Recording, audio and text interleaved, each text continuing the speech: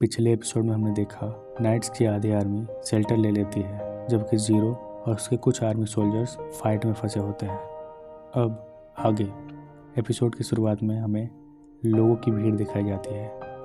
उसके बाद हम देखते हैं कि लेयूस टेलीफोन पर बात करता है और सभी को बताता है कि मिली ने सॉरी बोला है, वो सेवरीज नहीं खरीद सकती। ये सुनकर सभी लोग राहत की सांस लेते हैं कि मिली अब ठीक है।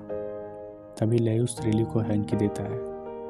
उसके बाद अनाउंसमेंट होती है कि स्टूडेंट काउंसिल प्रेसिडेंट मिली चाइनीज़ फेडरेशन में सुरक्षित है। सीन शिफ्ट होता है जहां हम लेयूस और रोलो को देखते हैं। वे लोग एक सीक्रेट डोर सिस्टम से अंडरग्राउंड हो जाते हैं और अपने कंट्रोल रूम में चले जाते हैं, जहां हमें मिस वेलिटा दिखाई देती है और हमें पता चलता है कि जब तक लेयूस बन के घूम रहा होता है वो साइको होती है। ये सब वो लेयूस की गैर मौजूदगी में कर रही होती है। मिस वेलिटा साइको से कहती है जीरो खतरे में है। साइको कहती है मुझे बताया गया था कि जीरो चाइनीज़ फेडरेशन के साथ सेटलमेंट कर रहा है। मिस वेलिटा कहती है प्रिंस सेचनी जेल भी इस बैटल में ज्वाइन कर रहे हैं। रोलो कहता है इसका मतलब ब्रिटानिया चाइनीज़ फेडरेशन के अंदर लड़ेगा। मिस वेलिटा कहती है हाँ, राउंड्स के नाइट ऑलरेडी बैटल में भेजे जा चुके हैं। सीन शिफ्ट होता है जहाँ हमें नाइट्स को दिखाया जाता है। वे लोग काफ़ी परेशान हुए होते हैं। तभी एक अटैक होता है। ब्रिटानिया बॉम्बिंग कर रहा होता है। जीरो कहता है चाइनीज़ फेडरेशन हमारे साथ साथ 88 एम्परर को भी दफन करना चाहता है। दूसरे शब्दों में उन्होंने साम्राज्य का त्याग कर दिया है। सीन शिफ्ट होता है। हम ली को देखते हैं।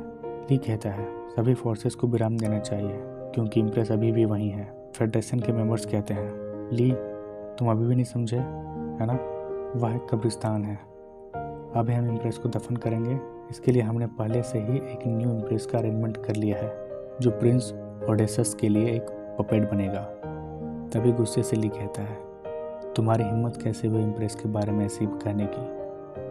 तभी उस पर जीनो हमला कर देता है। वह कहता है तुम वही हो ना जिसने तख्ता प्लेट शुरू किया है। ली कहता है दूर रहो ब्रिटानिया, ये हमारे देश का मामला है। उसके बाद हम जीनो और ली की फाइट देखते हैं। जीनो कहता है इसके अलावा मैंने सुना है कि तुमने कैलन को भी पकड़ लिया है ना। आगे हम कैलन को देखते हैं जहां वो बंदी बनी होती है। आगे हम देखते हैं कि नाइट्स के पास पावर कम होने के बावजूद भी टोडो कहता है योद्धाओं की तरह खड़े हो जाओ और उन्हें जोर से मारो। हम देखते हैं सीसी जीरो से कहती है मैं अकट्सुकी में बाहर जाऊंगी। जीरो कहता है अगर हम हारना शुरू होते हैं तो तुम उसके लिए भागना। सीसी कहती है ऐसा होने से पहले तुम एक सॉल्यूशन साथ ले आओगे। आगे हम देखते हैं बॉम्बिंग की सेकेंड यूनिट नाइट्स पर हमला कर देती है, लेकिन टोडो सबको मारना स्टार्ट कर देता है। दूसरी ओर जीनो और ली की फाइट हो रही होती है। तभी सुजाकू वहाँ आता है और जीनो को कहता है जीनो इसको मेरे लिए छोड़ दो। आगे हम देखते हैं अन्या भी लड़ाई में शामिल होती है और बॉम्बिंग करना स्टार्ट करती है। ली उसे रोकने के लिए जाता है, लेकिन जीनो उसे रोकने चला जाता है। अगले सीन में हमें ब्रिटानियन को दिखाया जाता है जहां हमें पता चलता है ये लोग एक ही शॉट में सब कुछ डिस्ट्रॉय कर सकते हैं। लेकिन फिर लोग क्या कहेंगे कि ब्रिटानिया ने इम्प्रेस को मार दिया, इसलिए वो चाहते हैं कि ये काम चाइनीज़ फेडरेशन ही करे। सीन शिफ्ट होता है। हम देखते हैं चाइनीज़ फेडरेशन के मेंबर्स जीरो से स्क्रीन में बात कर रहे होते हैं। वे लोग जीरो से कहते हैं क्या तुम अपनी हार को स्वीकार करने के लिए परवाह नहीं करते, लेकिन इसके लिए भी लेट हो चुका है। जीरो कहता है इस हमले को रोकने के लिए तुम्हारा कोई इरादा नहीं है। अगर ऐसा ही चलता रहा तो इम्प्रेस मर जाएगी। मेंबर्स कहते हैं इम्प्रेस केवल एक सिस्टम है, इम्प्रेस को रिप्लेस करने के लिए यहाँ बहुत सारे लोग हैं। तुम इम्प्रेस को बार्गेनिंग चिप की तरह इस्तेमाल नहीं कर सकते। दूसरी ओर सुजाको और ली की फाइट हो रही होती है। जीरो और चाइनीज़ फेडरेशन की कन्वर्सेशन आगे बढ़ती है। वहीं हम देखते हैं कि नाइट्स के नाइटमेयर धीरे धीरे कमज़ोर होते जा रहे होते हैं। ये सब देखते हुए इम्प्रेस चिल्लाते हुए बाहर निकलती है और फाइट रोकने के लिए कहती है। तभी ली इम्प्रेस को देख लेता है और इम्प्रेस की तरफ बढ़ने लगता है, लेकिन जीनो उस पर अटैक कर देता है। दूसरी ओर चाइनीज़ मेंबर्स इम्प्रेस को शूट करने के ऑर्डर दे देते हैं। इम्प्रेस पर हमला होता है लेकिन ली उसे सेव करने के लिए चला जाता है। इम्प्रेस को बचाते बचाते ली का नाइटमेयर कमज़ोर पड़ने लगता है, लेकिन अचानक से जीरो बीच में आता है। चाइनीज़ मेंबर समझ नहीं पाते कि जीरो ली और इम्प्रेस को सेव क्यों कर रहा है। दूसरी ओर चाइनीज़ मेंबर्स हमला करने का ऑर्डर देते हैं, लेकिन जीरो एक शील्ड का इस्तेमाल करके बच जाता है। इसके बाद जीरो काउंटर अटैक करता है, जिसकी वजह से अन्या के नाइटमेयर को नुकसान होता है। दूसरी ओर जीनो प्रिंस से पूछता है, अगर हम अटैक करते हैं तो इम्प्रेस मारी जा सकती है, जिस पर प्रिंस कहता है वेट करो। दूसरी ओर जीरो ली से कहता है, कितने दुख की बात है कि तुम्हारे लोगों ने तुम्हें धोखा दे दिया, यहाँ तक कि तुम एक लड़की को भी नहीं बचा सकते। लेकिन तुम अब समझ ही गए होगे कि मैं अकेला ही हूँ जिसके साथ कि तुम्हारी ज़रूरत है। ली कहता है, ये सब कहने के बाद भी मेरी कोई इच्छा नहीं है तुम्हारे साथ सबऑर्डिनेट करने की। जीरो कहता है, बिल्कुल नहीं, तुम अपने नेशन को लीड करने की क्षमता रखते हो। कन्वर्सेशन आगे बढ़ती है। उसके बाद हम आगे देखते हैं कि जीरो के स्ट्रेटेजी के अकॉर्डिंग संघाई में दंगे होने लगते हैं। न केवल संघाई, बर्मा, जकार्ता, इस्लामाबाद, पीकिंग जैसे 14 देशों में दंगे होने लगते हैं। और आगे हमें पता चलता है ये सब इसलिए हो रहा होता है क्योंकि जीरो और चाइनीज़ मेंबर्स की कन्वर्सेशन आम लोगों तक पहुंच जाती है, जहां चाइनीज़ मेंबर्स इम्प्रेस को मरता छोड़ देना चाहते थे। दूसरी ओर टोडो और बाकी सारे नाइट्स मिलकर अन्या पर अटैक कर देते हैं, जिस वजह से अन्या नीचे गिर जाती है और उसे कवर करने के लिए जीनो वहां जाता है। दूसरी ओर प्रिंस सबको वापस आने का ऑर्डर देता है और आगे हम देखते हैं कि ली सभी चाइनीज़ मेंबर्स को मार देता है।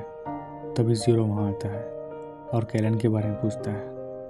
उसे पता चलता है कैलन को उन्होंने दूसरी जगह शिफ्ट कर दिया है।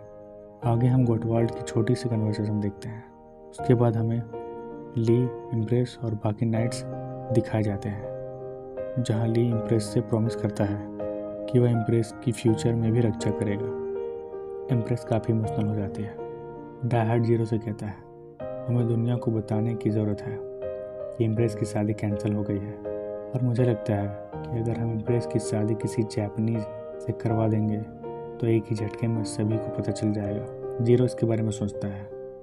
उसे टोडो और तमाकी का ख्याल आता है। तभी डाई हार्ड कहता है, अगर अब चाहे तो मैं इसके लिए लिस्ट बना सकता हूँ।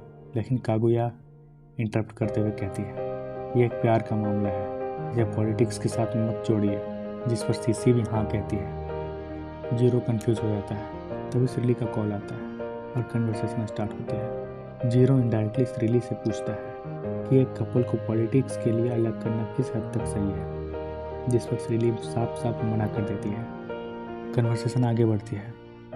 उसके बाद जीरो को उसका आंसर मिल जाता है। जीरो नाइट के सामने आकर कहता है, मैजेस्टी, आपका भविष्य आपका है, आदमी का दिल ही है सभी पावर का सोर्स। इस तरह से जीरो छोटी सी स्पीच देता है, जिस पर ली जीरो से इम्प्रेस होकर हैंडशेक करता है। जीरो कहता है, आगे का रास्ता मुश्किल होगा, लेकिन भविष्य हमारा है। आगे हम श्रीली और साइको को देखते हैं, जो लेउस के फेस में रहती है। लेउस श्रीली से कहता है, क्या मैं तुम्हारी मदद कर सकता हूँ? श्रीली कहती है, मैंने तुमसे कहा था, मैं बस गार्डनिंग बुक्स को उनके जगह पर रख रही हूँ। लेउस उसका ध्यान भटकाने की कोशिश करता है ताकि अंडरग्राउंड जाने का रास्ता उसे ना मिल पाए, इसलिए वह श्रीली को पकड़ लेता है। सीन शिफ्ट होता है, जहाँ हमें जीरो और सीसी को दिखाया जाता है। जीरो सीसी से कहता है, हम कैलन को ज़रूर वापस लाएंगे, फ़िलहाल मैं एरिया 11 जाऊँगा। सीसी कहती है, चाइनीज़ फेडरेशन का क्या? इस तरह से दोनों के बीच में एक छोटी सी कन्वर्सेशन होती है। उसके बाद जीरो वहाँ से चला जाता है। आगे हम रोलो और साइको को देखते हैं, जो लेउस का वेट कर रहे होते हैं। तभी लेउस वहाँ आता है और तीनों के बीच में छोटी सी कन्वर्सेशन होती है। आगे हम देखते हैं कि लेउस श्रीली के पास आता है। लेउस पूछता है, श्रीली, क्या कल कुछ हुआ था? श्रीली सर झुका के कहती है, देखो लेउस, कल। लेउस कुछ समझ नहीं पाता। तभी अन्या वहाँ आती है। लेउस चौंक जाता है। फिर जीनो आता है और धीरे धीरे करके सारे लोग आने लगते हैं। उन सब के बीच एक छोटी सी कन्वर्सेशन होती है और इस तरह से एपिसोड की समाप्ति हो जाती है।